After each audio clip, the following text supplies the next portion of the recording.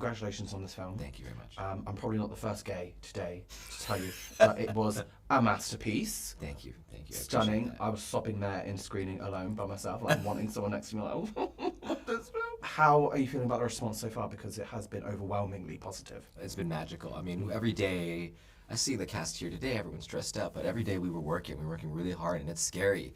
They're being very vulnerable, offering up some emotional things and wounds, and you hope that the audience will receive that. So when you see the audience actually see the work and actually recognize the details that have gone into that, I mean, I don't think there's anything better for an artist to feel that feedback. So we're slowly letting it in, but it's very nice. Apologies that I did not dress up today, but I do have pink for There you go. Linda, and I've got my green vape for Alphabet. Okay? It just takes one detail to connect it all. It's all good. It's all good. I really tried. How does it feel as well to know that with the release of this film, the fact that you've done Wicked, you've nailed it, you smashed it, the LGBTs are always going to have your back now. Is that true? Great.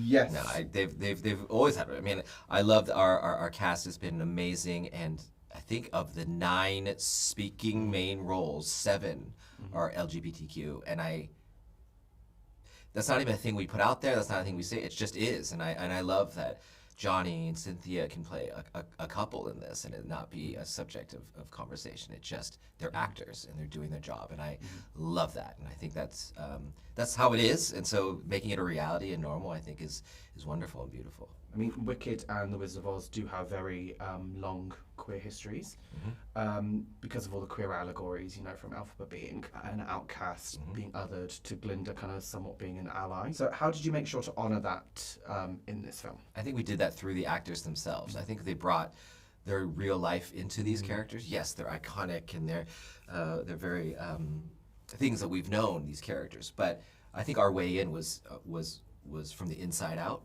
So when Cynthia brings through Alphabet, those words that Stephen Schwartz wrote 20 years ago, they mean very different things when spoken through the lens of someone who really has lived that in maybe another perspective of that. So I think the voices sort of coming together, whether it's that or whether it's Glinda in her bubble and being able to live in her privileged bubble, but the courage to pop that bubble and see others and be an ally, like you said, or any of those things. I think that's what we try to do. And even in Shiz and the costume design by Paul Tazwell and how you define. I think this is all about who defines the story. Who looks like a hero, who said this is what a villain looks like, who said this is what men and women should wear at school, this is who they should be attracted to. Like, story has that we've witnessed all through our lives or dictate those things.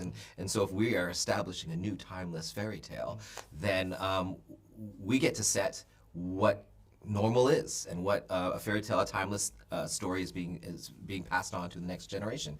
So it was just a part of the language in itself, and everyone brought their own self into this.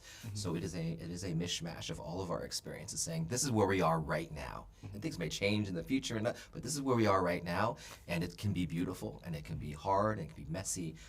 But the only way out is through and together. And so I think that's a beautiful thing that we painted. Oh, I just love how gay and wonderful this film is. Thank you for this film. It's just stunning.